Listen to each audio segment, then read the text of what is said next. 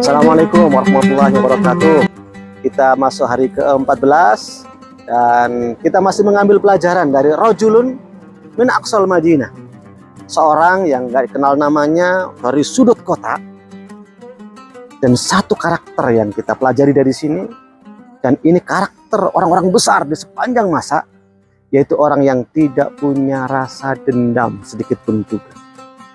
Meskipun sudah disakiti, dicaci maki, disiksa, bahkan sampai dibunuh, dia tetap nggak punya rasa dendam sedikit pun pada mereka. Karena nggak ada gunanya dendam, nggak ada manfaatnya. Toh kalaupun dendam tidak membuat kita jadi kaya. Kalau kita dendam tidak membuat kita jadi sehat. Kalaupun dendam tidak membuat kita jadi lebih happy, enggak, justru malah semakin tersiksa. Makanya orang-orang besar itu nggak punya rasa dendam sedikit pun. Nah, orang ini ketika dibunuh, apa yang diucapkannya? Ya laita qaumi ya'lamun. Alangkah indahnya kalau kaumku itu tahu apa yang saya rasakan, tahu apa yang saya alami. Nah, di sini berarti para penganjur kebaikan, kaum muslimin itu kalau dimusuhi harus kita berupaya untuk mengoreksi.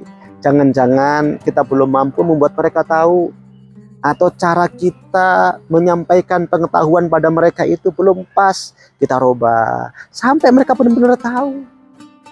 Karenanya dia sama sekali nggak kemudian ini kaumku kurang ajar, kaumku apalah, enggak. Tapi justru alangkah indahnya kalau kaumku itu tahu apa yang saya rasakan, apa yang saya alami, bahwa Allah memberikan ampunan kepada saya, memberikan kehidupan yang mulia kepada saya.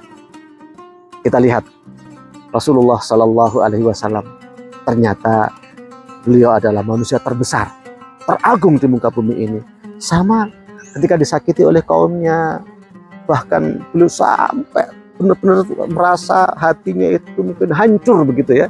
Ketika berangkat ke Taif, kemudian disambut dengan sambitan batu, caci maki, maka sambil merasakan penderitaan itu, beliau kemudian mengatakan, dahulu pernah ada seorang nabi yang dilukai oleh kaumnya, sambil mengusap darah yang mengucur dari wajahnya, dia mengatakan, Allahumma ighfir qaumi fa innahum la ya'lamun. Ya Allah, ampuni kaumku karena mereka memang belum tahu, dan tugas saya adalah memberitahu kepada mereka, tugas saya adalah memberikan peringatan kepada mereka. Karena itulah maka orang-orang besar itu nggak punya rasa dendam. Bahkan ketika Rasulullah Shallallahu Alaihi Wasallam datang ke Mekah sebagai seorang pemenang, bayangkan, seorang pemenang, karena mereka semuanya sudah tunduk patung, nggak menyerah semuanya. Tapi Rasulullah Shallallahu Alaihi Wasallam berdiri di dekat Masjidil Haram, mereka lagi berkumpul semuanya. Beliau nanya, wahai orang-orang Arab, orang-orang Mekah, kira-kira apa yang kalian harapkan? Maka mereka memuji Nabi Muhammad SAW sebagai orang yang mulia. Kemudian beliau mengatakan, sesungguhnya saya hanya mengatakan seperti yang dikatakan oleh Nabi Yusuf alaihissalam terhadap saudara-saudaranya yang telah berbuat jahat kepadanya, memasukkannya ke dalam sumur. Tapi beliau mengatakan, la tasriba lakum, udah nggak ada celaan untuk kalian, nggak ada apa-apalah, kalian saya maafkan semuanya.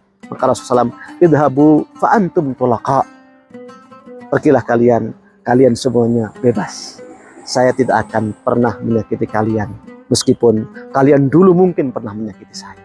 Disinilah orang-orang besar yang ada di muka bumi ini, yang dipilih oleh Allah Subhanahu wa Ta'ala. Mereka menjalankan tugasnya, dan pada saat menjalankan tugas mungkin disiksa, mungkin dicaci, mungkin dibully, bahkan mungkin dibunuh, tapi sama sekali tidak ada rasa dendam.